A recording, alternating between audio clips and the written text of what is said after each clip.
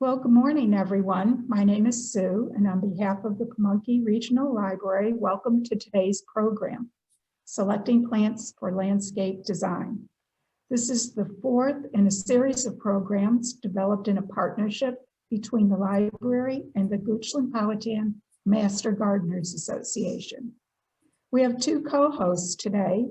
First is Audrey Hirsch, who is a Goochland Powhatan Master Gardeners Association volunteer and chair of its Speakers Bureau. Today's presenter is Jean Cauble. Jean grew up in Richmond and attended Virginia Tech, earning a degree in garment and interior design. After graduation, Jean lived in Germany. She worked as a buyer, raised a daughter, and opened an interior design business. After retirement, Jean received Master Gardener certification and has taken horticultural classes at Reynolds Community College. Okay, let's get started. The chat feature will be available, so please send us your questions. They will be addressed at the end of the presentation. Here is Jean Cauble with Selecting Plants for Landscape Design. Thank you, Sue. And welcome, everybody. It's good to see you. Well, wait a minute. I can't see you, but it's good for you all to be here, and I'm glad you're here. What I want to do today is talk about how you can manage to create a,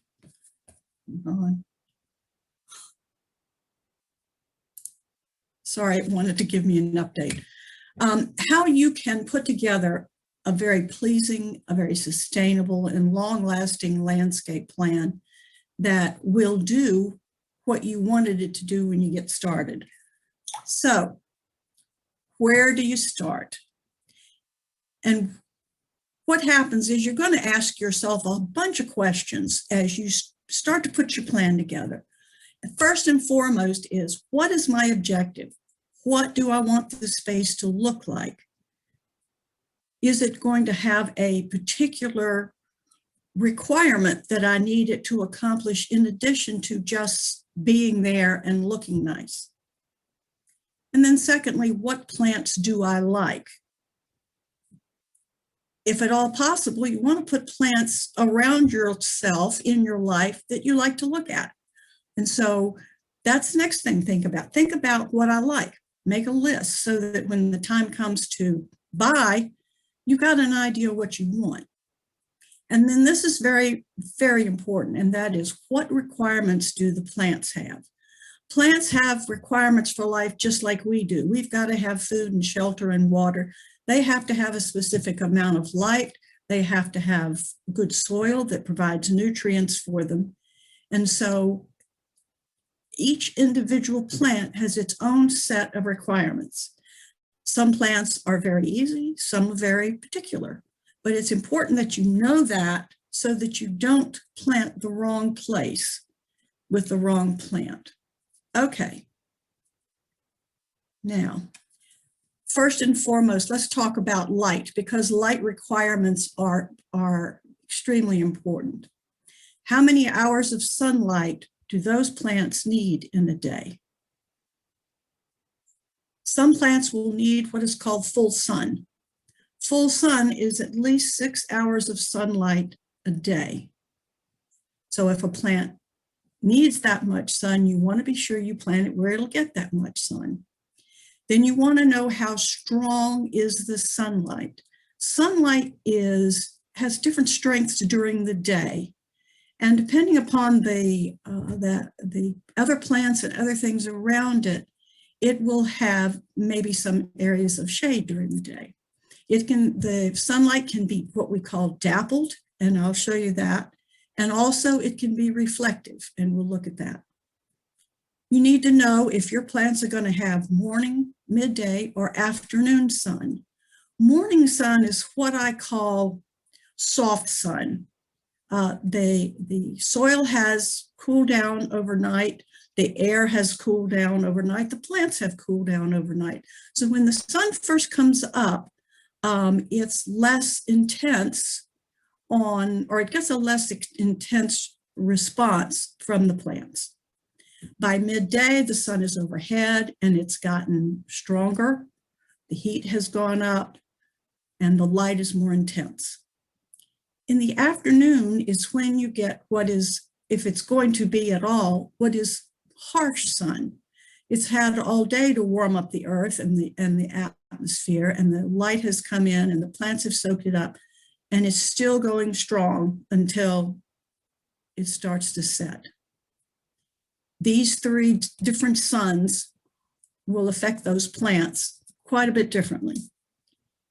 Is the plant one which will survive only in shade? There are many plants that you may want to put in your landscaping that are what we call shade plants. They don't like the sun, and they have a makeup, particularly of their leaves, that is somewhat fragile. And so if they end up being in the sun, you will see that they will scorch and burn. So those plants you need to think about. If I like this, it's got to have shade. What orientation does the area have? Let's say, for instance, you are landscaping the front of your house. Which direction does your house face? Does it face north, south, east, or west? If it faces north, it's not really going to get any kind of strong sun at all. If it faces east, it will get that soft morning sun, and then that house will block the afternoon sun that is stronger. If it faces south, it will have a maximum amount of sun. And then if it faces west, it will get that harsh afternoon sun. So those are, excuse me, those are things that you need to think about when you decide how sun adaptable your plants are. Some plants will be quite happy in what we call part sun to sun, some in part shade to shade, and then some require sun only or shade only. All right, so let's look at some examples. This is a hedge, and this is near where I live, and so I'm familiar with the area. And you will notice a great difference in the height and the general size of these trees. The ones on the right have more sun available to them above them. And as you go to the left, you see more trees up close, and they're shading those plants for a larger part of the day. And it keeps getting lower and lower. And then as you get to the left, you start seeing them get a little bit higher again, and you realize that above, there's not as much branching, tree canopy above it, and they've got more sun. So the growth for these particular trees to reach its optimum required sun that the ones further down the line did not get. All right, this is what we call dappled sun. And what you see here is a lot of telephone poles where the canopies, the tree canopies are up high. And in most cases, this looks like an old forest. And there's there's a few leaves at the top of the plant and then these long poles. And what happens when that's the case is, depending where on the sun is, the sun will filter through that tree canopy and make it all the way down to the ground. As the sun moves from east to west, these shaded areas that you see may be in sun because the sun is moving. This is dappled sun. And even though it is sun, it's not enough sun to be called full sun. It is a softer sun because it's not beating down for a long period of time. And the part sun type plants that you see will be very happy in this. If you look over to the left, you'll see a white house. The light from that house and the heat from that house is what you call reflective. It's a light color, and so it reflects heat and light off of it. Plants that you put in front of that area will not only feel the effects of the sun, but an additional effect of that reflected sun coming back onto the plant. This is a much more harsh situation that a plant would have to deal with. And here's what happens when you put a plant in an area in front of a light wall in the sun, this particular plant can't handle it. So it's drooping. And if it's left there day after day, it's not going to make it. It'll start to burn. Okay, the next big need that plants have is the soil that it lives in. And it gets its nutrients to grow from the soil. So you want to have soil that has those nutrients. Now, one of the most important things is how quickly your soil drains. We have in our area very heavy clay soil. Clay soil is made from very small particles, and they're kind of sticky, and so they have a tendency to clump together. And then when it rains on top of it, it takes a long time for that water to drain down through the clay soil. It may sit on the surface longer, but it doesn't go away quickly. Loam soil is light, friable, full of nutrients. It's what we all wish we had, but we have clay. And it provides a measure of air down in the soil, which plants also need, the roots need, but it also allows for anything that in the way of sprinklers or rain or whatever that hits the ground to slowly drain through, give the plants time to take up the water and then go away. Silt is kind of like mud unless you're in an area around here, like along the banks of the river or whatever. You don't really deal with silt much. And sand is exactly what it says. Sand has large particles. There's a lot of air in between those particles because they are odd shaped, and sand drains extremely quickly. What does that mean to you? You're going to have to water something more frequently if it's a sandy soil. All right, how compacted is the soil? How long has that soil been in place and people have walked on it, they've mowed over it, maybe cars have driven over it. Every time something like that happens, the air is pushed out of that soil and it gets harder and harder, particularly the clay soil we have. It will become concrete and it's not hospitable to plant growth. It's too hard for the roots to get through that compaction. What are the nutrient levels in the soil?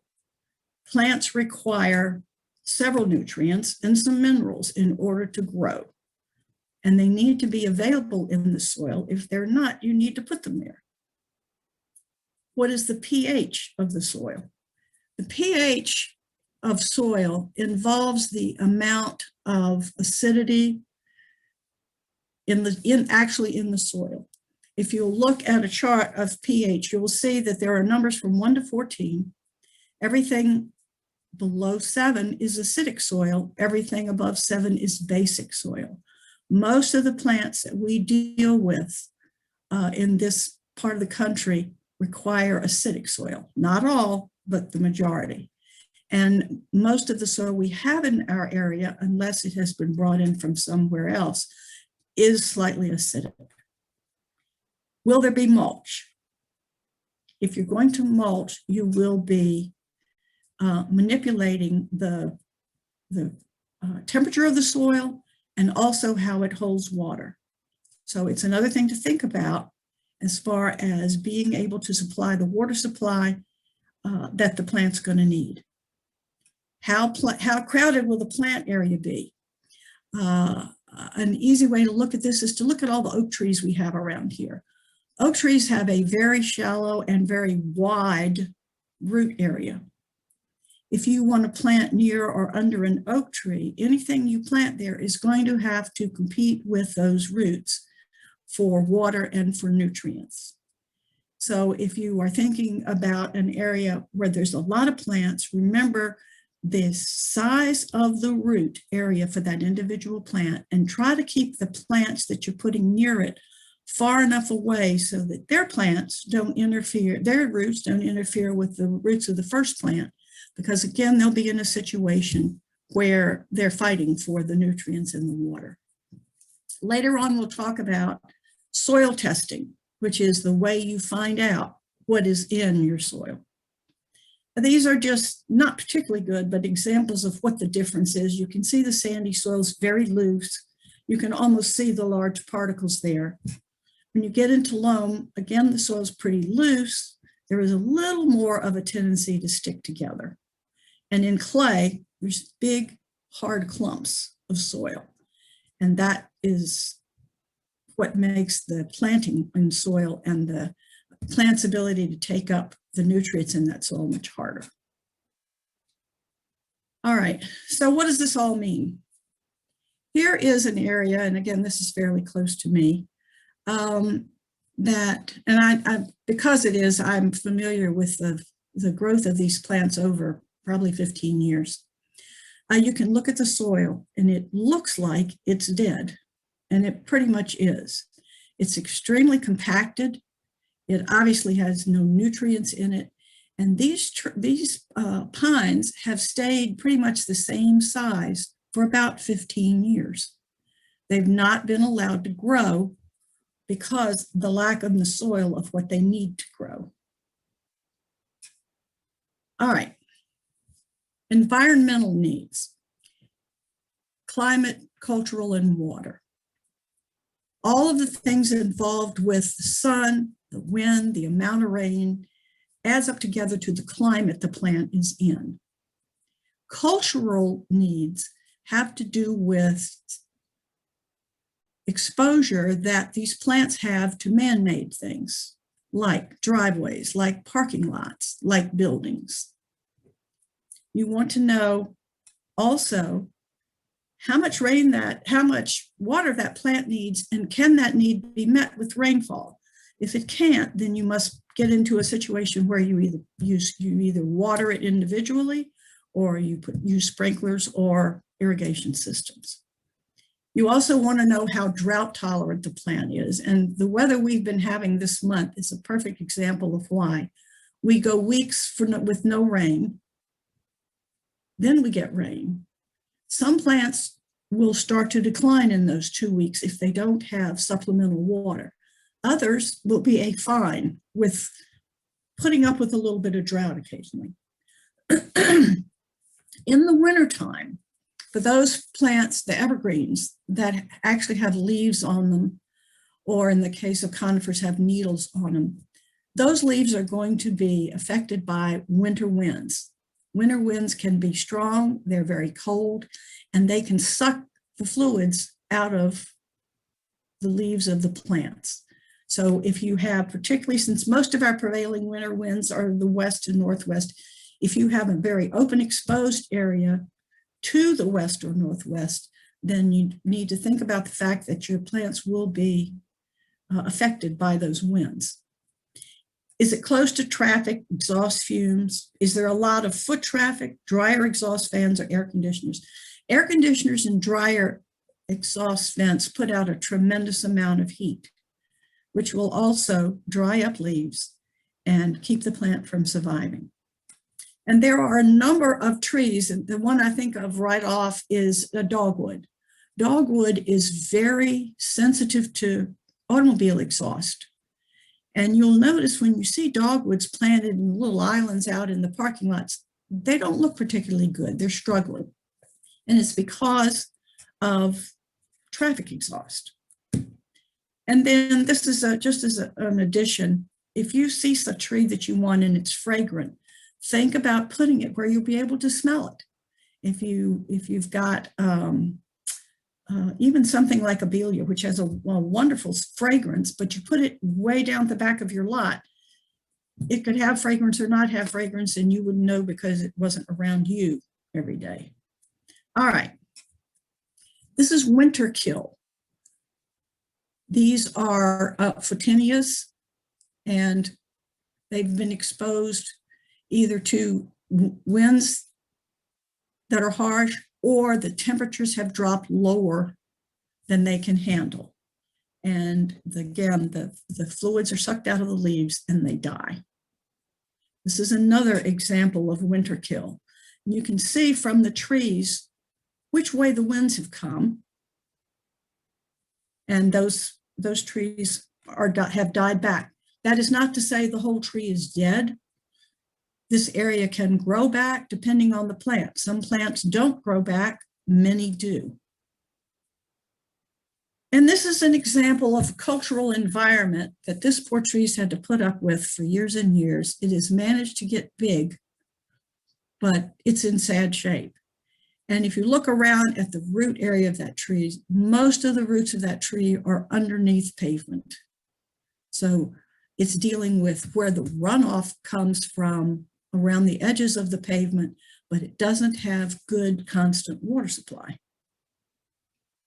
Now, maturity, size, and growth. This is very important when you're looking for something to plant. You're going to go to a nursery and you're going to see a small plant. If you're looking at trees, you're going to see a tree where most of the larger branches and leaves have been removed, and it doesn't look very big. But you could be looking at a tree that will grow 50 feet tall. And so you want to be sure that you know how big it's going to be before you plant it. Same thing happens with the diameter.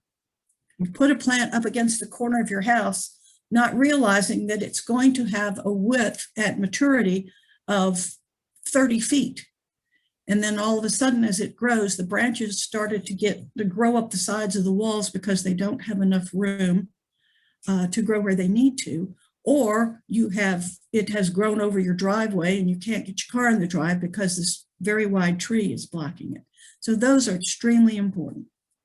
Also along in the same way, think about and learn and know what the rate is that it grows. And these can be extremely different. A tree can grow a couple of feet in a year, depending upon the tree. If you're going to plant boxwoods, you might get 2 inches of growth a year, and that's all. So for me, at my age, I don't want to plant boxwoods right now because I'll be gone before they got any bigger. Those are the things you think about. Is there enough room to walk around it or under it? If it's a tree and you've got to mow under it, you don't want your head up in tree branches. So consider that. If you've got a sidewalk, you don't want that plant growing out over the sidewalk so you can't walk there. Oops, excuse me. So what will the shape be when it's mature? All right, there are a number of different shapes that trees and shrubs have. And this shows you very quickly why it's important to know the plant and know the shape it's going to be when it is mature. Because again, it won't look like this when you see it in the nursery.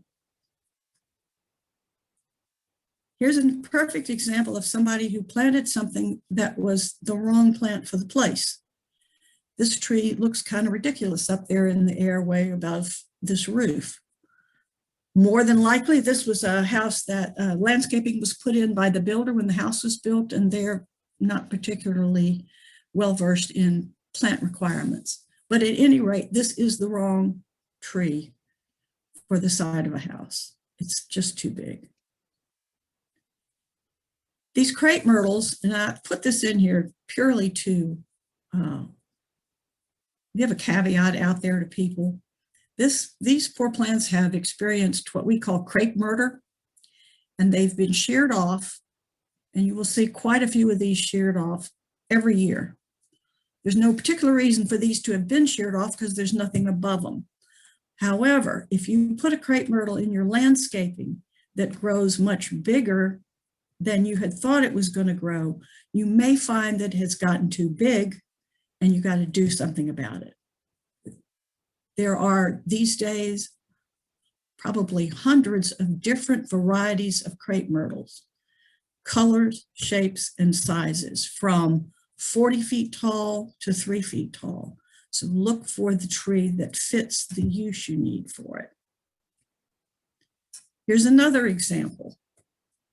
Now these are boxwoods. They've been there probably 100 years to get that big, but that was a variety of boxwoods that grows big. I don't think these people planned for those windows to be obscured by the plants, but it's happened because it was a variety that grew too large for the space they wanted to put it. A different selection would have made more sense. Here's another one, as ridiculous as it is. Obviously, when this house was built, those power lines were already there, or they wouldn't have built a house there. So what happened is they put trees underneath, and these are deodar cedars, and deodar cedars grow 60 feet tall. So VDOT came along, sheared them off. So you have to think about those kinds of things. Even something as unnoticeable as a power line is going to affect your plants. These are just pictures of, again, 2 examples where the wrong landscaping was done in front of the house. This is kind of an unusual looking house, but you can't tell because it's covered up with plant material. Something shorter. The palms probably are not that bad because they don't have a massive effect, but all of this has totally obscured the first floor.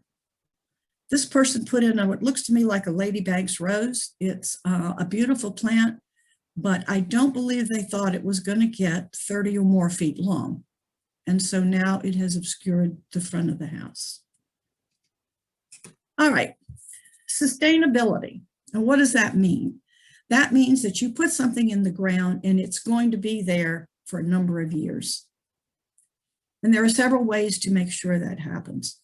First and foremost, any plant that is native to this area, meaning Central Virginia, has a far better chance of surviving and thriving, since this is where it grows naturally. Is it well suited to its site? Do you have, you don't want to put cactus and magnolias together. They're not suited to each other. They're strange looking together.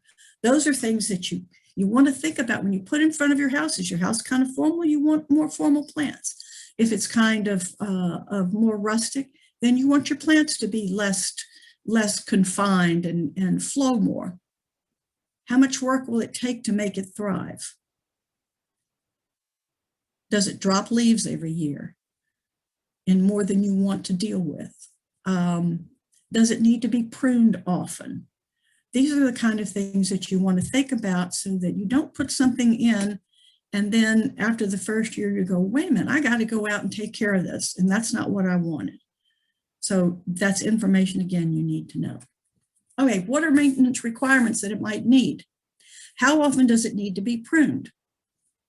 Depends on, again, one of the factors involved there is it going to get bigger than you thought it was going to get, and you're going to prune it to keep it in line? How difficult is it to prune? Some plants are very thick. Their branches are very close together and entwined. Those are very difficult to prune. Also, it's difficult to prune trees.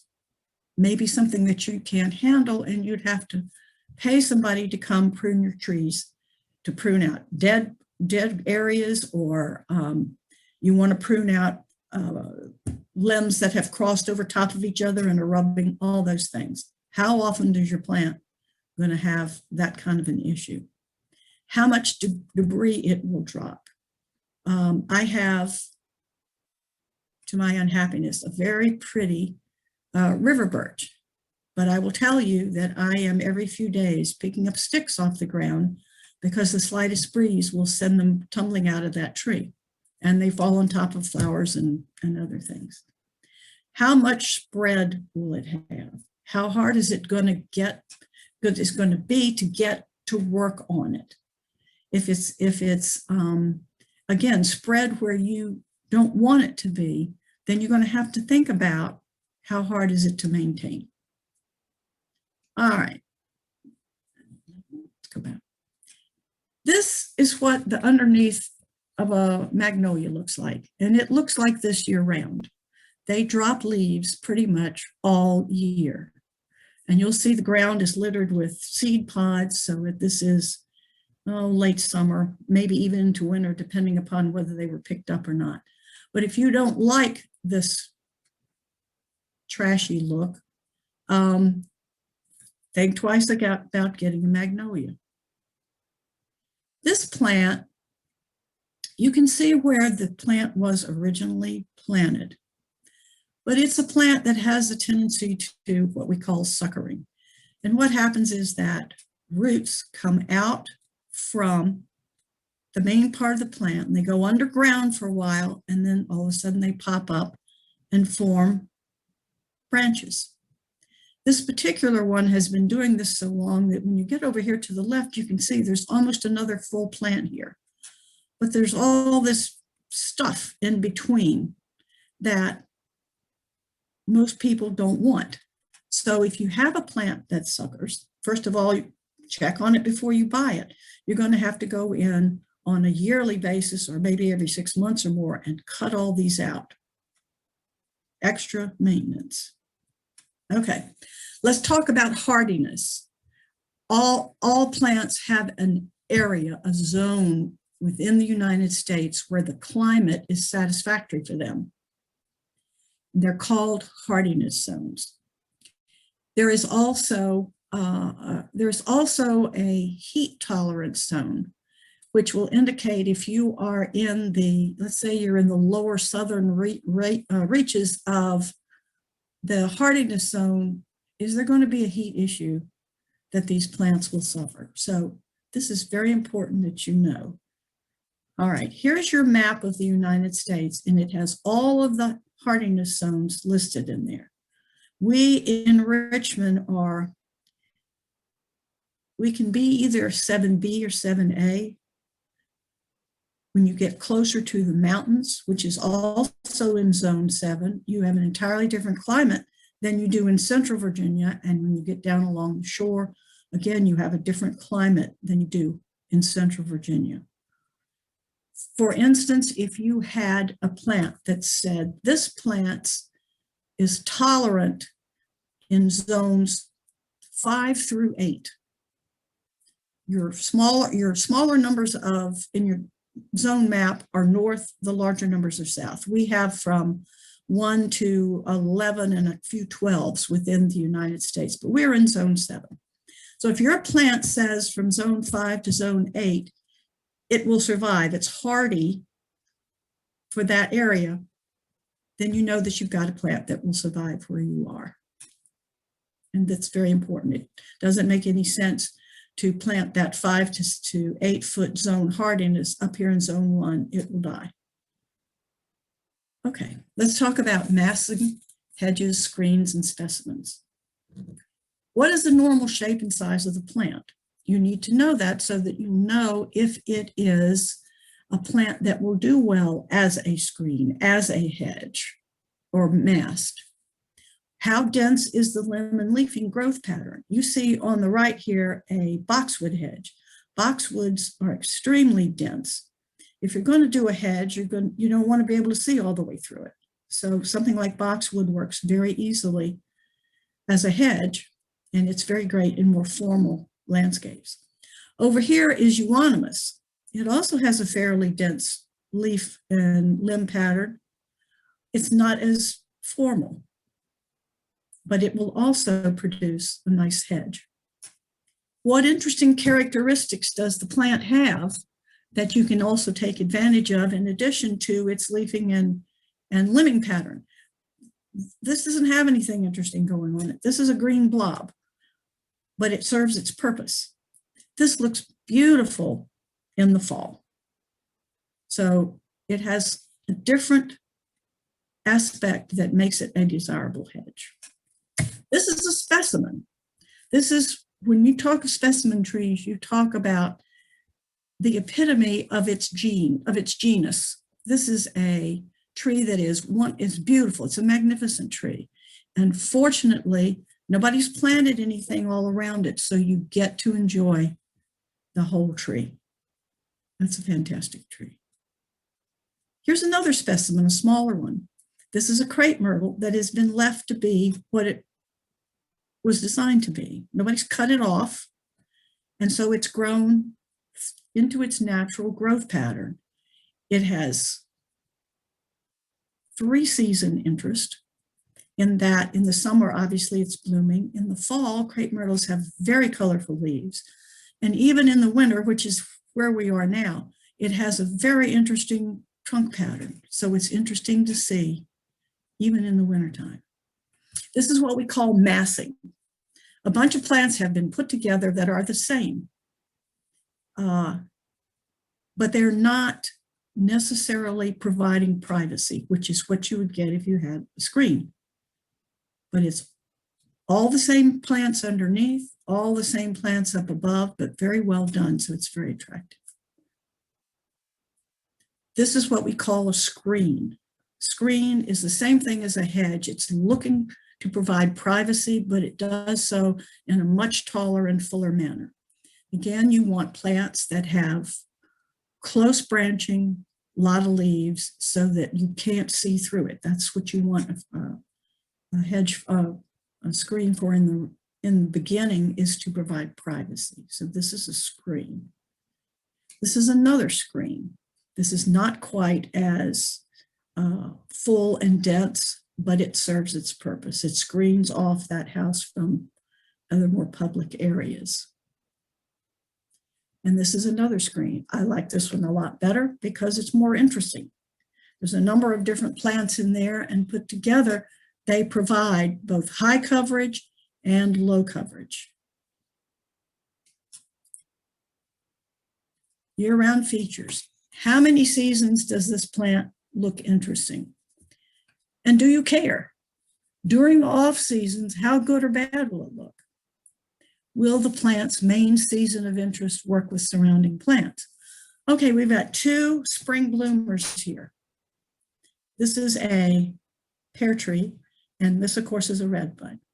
The pear tree is beautiful in the spring. The rest of the year, it's a green tree, and that's it. It doesn't have any particular outstanding color in the fall, and in the winter, it's just a trunk. This tree blooms in the spring. Red buds have these very attractive, large, heart-shaped leaves, so it's attractive in the summer. It has magnificent color in the fall.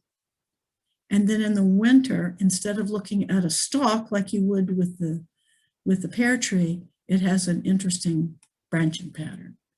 Redwoods are what we call multi-trunked trees. Now, here is an outstanding landscape design. It provides a screen of types, enough of a screen up high. This is in the winter. So in the summer, these deciduous trees will also provide some privacy. It's got a more dense growth pattern underneath, which will provide more privacy lower down. And it's got a bunch of different plants in it, different shapes, different sizes that provide interest. Even in the winter, this is attractive. All right, let's talk about pests. Diseases, insects, and critters. Every plant pretty much is susceptible to some kind of a disease, some kind of an insect, or something eats it. So you need to know when you're deciding what to plant, what diseases it's susceptible to. Which ones are they? And how hard are they to control? Insects. You need to know how many different kinds of insects like that plant and are going to light on it and eat the leaves. How hard is it to control those? I can tell you that if you find a plant that says it's susceptible to whiteflies, you will finally give up and throw the plant away, because whiteflies simply are almost impossible to kill. They have a very fast growth cycle, so they go from egg to adult in a matter of days, and only in the adult stage are they susceptible to insecticides. All right, how attractive is it to wildlife such as deer, rabbits, and squirrels? If you have these, I don't need to tell you what the damage can be. But if you have plants that are plants that deer like, it doesn't make any sense to go ahead and plant them anyway. I will tell you that I have 15-year-old azaleas that I've never seen a bloom on because the deer come through and eat them off every year. You can plant flowers in your garden. If you've got a rabbit and that area is available to them, it's going to eat those flowers. Squirrels, the main way that squirrels are destructive to us is digging in the soil right around the base of the plant, planting nuts in there and that sort of thing. And they can also climb small plants, break them off.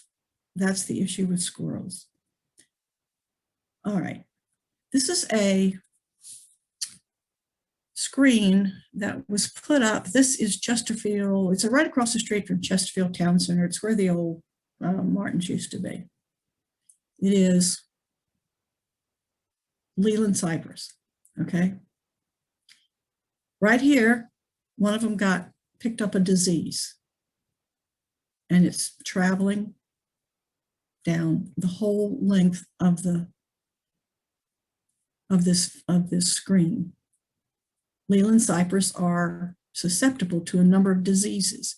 If you like Leland and you want to plant one, that's great. But if you plant a long line of them and the disease gets in one, it will most likely take them all out. Same thing here. This is Photinia. Photinia gets, I think it's a fungal disease that affects it. It's very susceptible to it.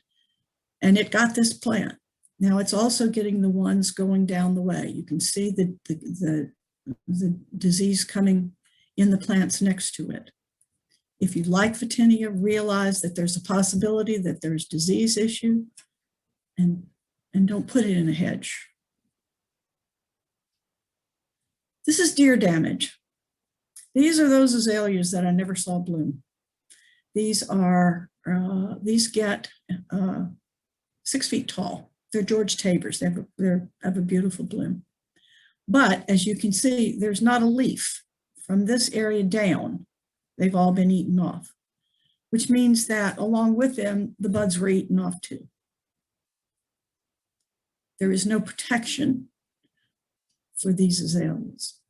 This is a dwarf Alberta spruce, and the deer have had a field day with this. The one bad thing about dwarf Alberta spruce is they will not regenerate. So new growth is not going to happen at all where they chewed it off. Best thing to do, unless you like it that way, is just take it down and plant something else in its place. I will tell you that hydrangeas, hostas, tulips, there's a number of plants that are what people call deer candy. They can smell them from miles away, and man, it's breakfast, lunch, and dinner. Be aware of whether your plant is deer resistant or not. There is no such thing as deer proof, because if they're hungry, they'll eat anything. But if you've got to put it out where you know they're going to be deer, make sure you get something that's deer resistant. This is a Cuba, and deer came down this area here alongside this driveway and chewed off everything they could reach. They are very, very, very happy about a Cuba. All right, so now it's time to buy. You got to go to the nursery and pick out your plants. And this is a buyer beware time for your process. Take the plant out of the pot if you can. If it's a huge tree, you can't. But if it's a small to medium shrub or a perennial or whatever, take it out of the plant and look at its roots. It will tell you how long it's been in the pot and will give you an idea of how successful you may be if you plant it. Look at the branching. There are some trees that have a tendency for their branches to cross over each other. And then when the wind blows, they rub against each other and they rub the bark off, and the tree becomes exposed to insects and pests that it wouldn't.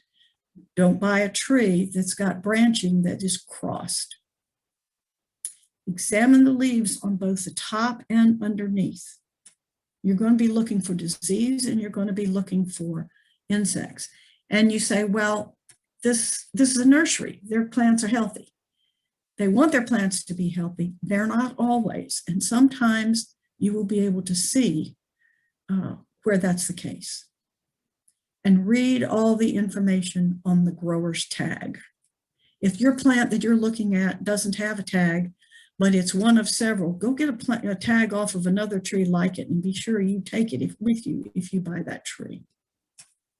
All right, here is a typical plant tag. The front just shows you that it's beautiful and it's going to give you an idea of what it's going to look like at maturity. But on the back is the information you need to know. First of all, it's going to tell you how much sun it needs.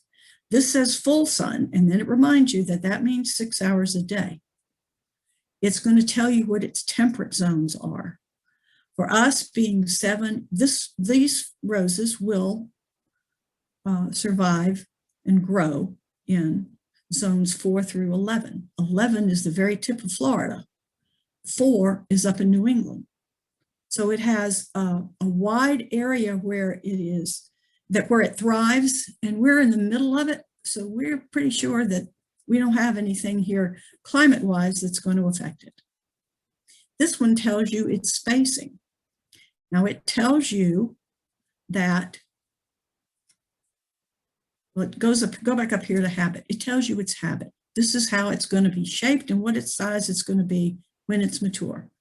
And you can see that it says it's 1.5 feet tall and it's 2 feet wide.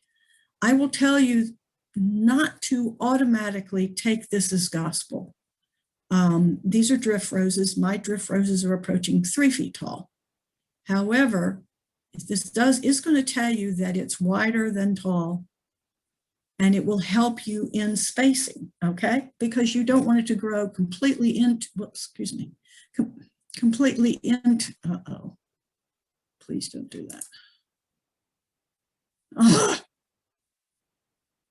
no. Okay.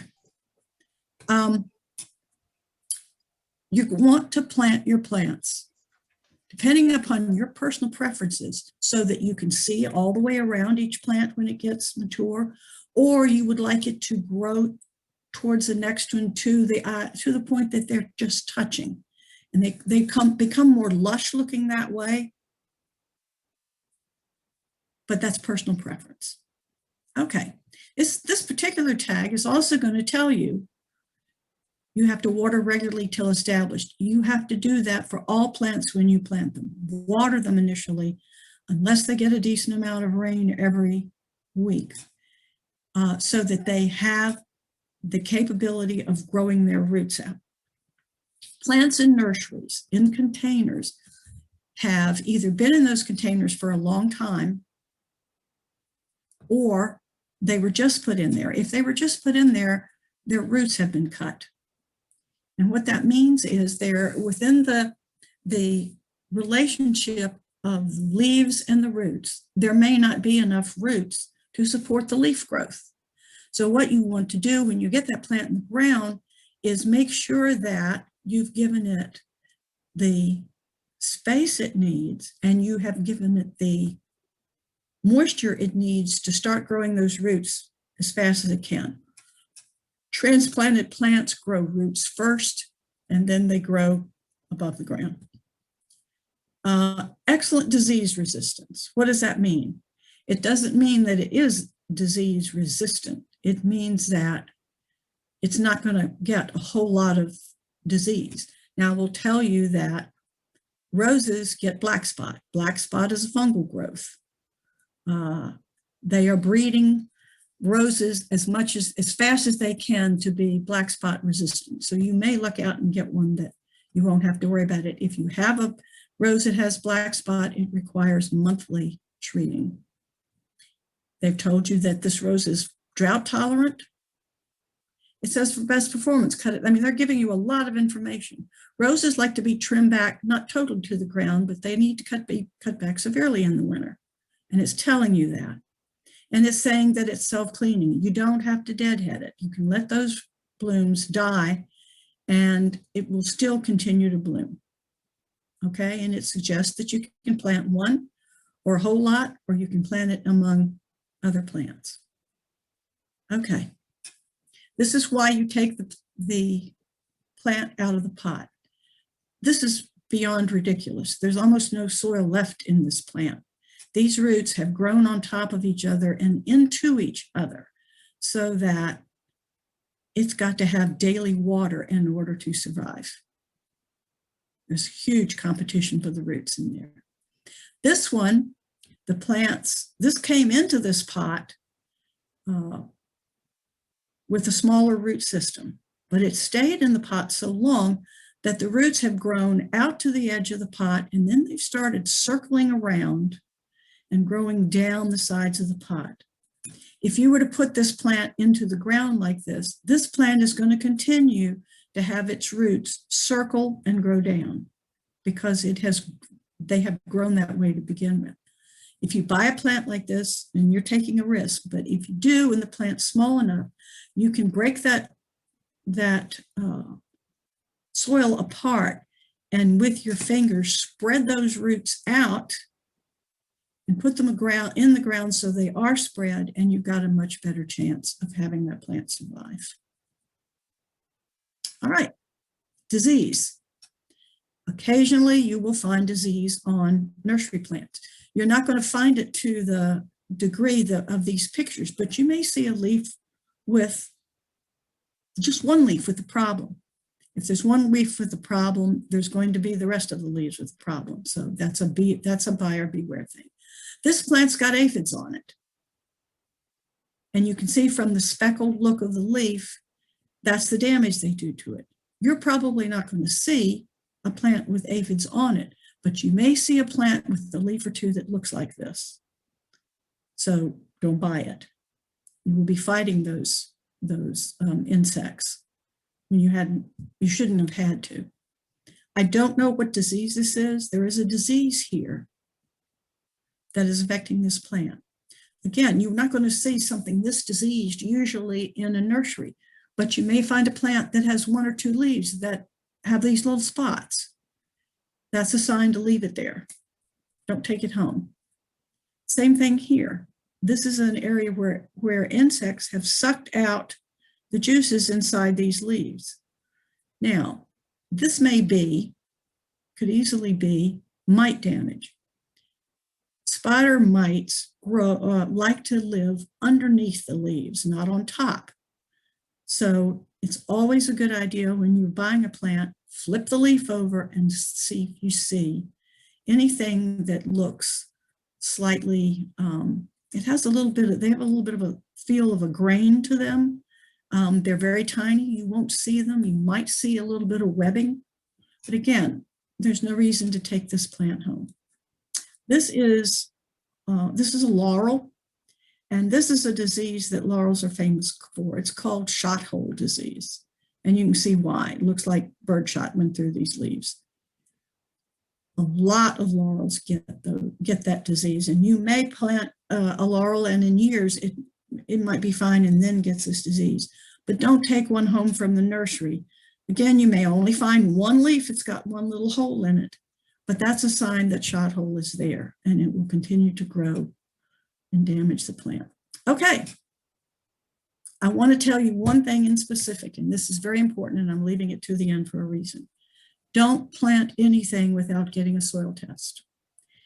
You've seen about how the requirements in the soil is so important to the plant because that's where its food comes from. And you cannot tell in any way, shape, or form what that is in that soil unless you have it tested. You may go to your local extension office and they have soil tests. In Chesterfield, they also give out soil tests in their libraries. I don't know about other counties. And then in addition, there are some businesses in the Richmond area that test soil. So there's a lot of options for you. What it's going to do, and number one, it's going to tell you what the pH of your soil is, so that if you've got a problem soil, you have the option of amending that soil and getting it into a pH that is what the plants are going to grow. Plants in pH soil that is not within their growth range cannot take nutrients out of the soil.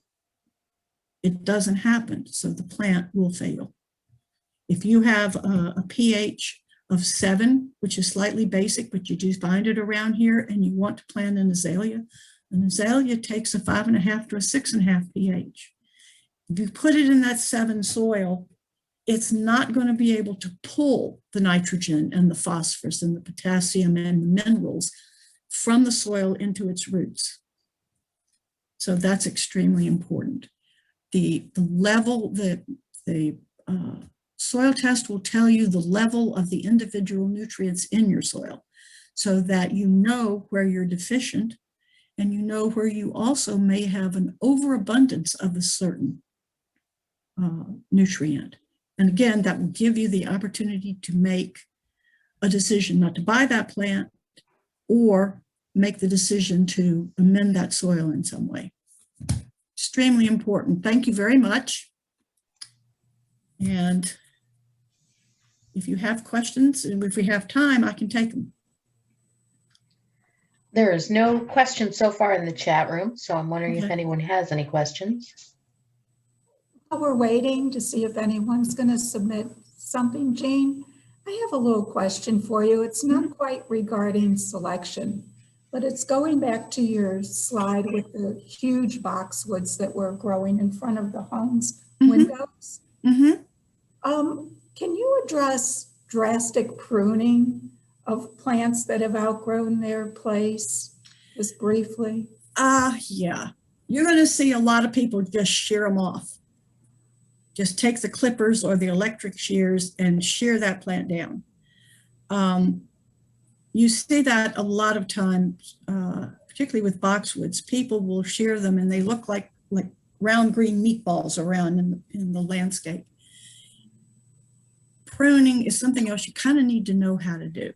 You need to know where along the stem to prune to encourage future growth there. And you also, I'm sorry? Go ahead. Okay, and you also need to think about the percentage of the plant that you're cutting off. A rule of thumb is never prune off more than 1/3 of a total plant size. I prefer selective pruning. I don't like to see a plant that's sheared. It doesn't look like a natural plant anymore. And what you do there is you go into the plant and the longest branches, you go back into the center, more into the center of the plant and prune out those long branches because there were shorter ones along with it that will stay and the plant will become shorter. Okay. So it is possible to, if you do it carefully, to have success with cutting. Yeah, and some plants, and boxwoods are an example there too. Boxwoods are extremely dense. So what happens over the years as they grow, the interior of the plant has no leaves. Because there's so many leaves along the perimeter of the plant, they blocked all the sun from getting into the center. So when you prune boxwoods, you have to think too about how much dead material am I exposing. However, some pruning, and again, this is branch by branch, is desired for boxwoods to keep enough light coming into the center of the plant so that it isn't dead on the inside. If you shear a plant, what happens is you have promoted new growth right there at the end of the branch where you sheared it off. And what happens there is your growth becomes thicker and allows less light down into the plant. That's why I like to prune down into the plant. Not only am I getting rid of the extra width or height that I don't want, but I'm letting some light into the plant so that new growth will occur down close to the trunk or the main stem. Thank you. Susan Berger does ask for suggestions to replace Nandina in shady areas. Nandina are invasive. They are that plant that sends out these suckers, and they grow and they grow and they grow, and you will have a forest of Nandina if you don't constantly pull out that new growth. There are a lot of things you can use.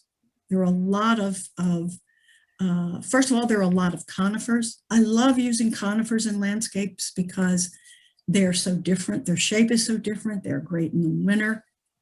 They just add an extra dimension.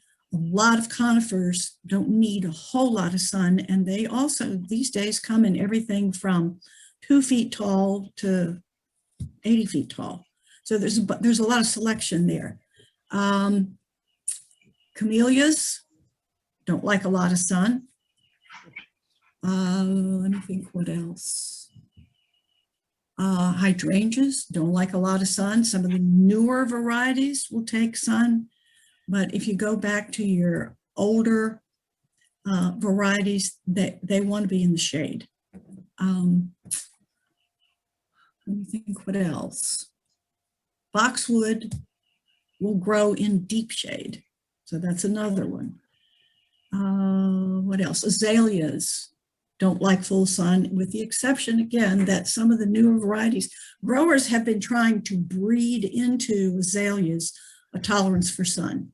And some of them have, so that some of the newer varieties are okay in the sun. But azaleas initially are shade plants. They love that dapple sun that I showed you.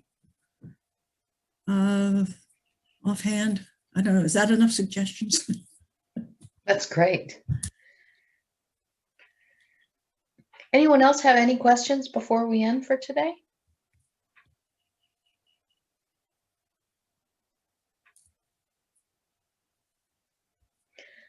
Okay.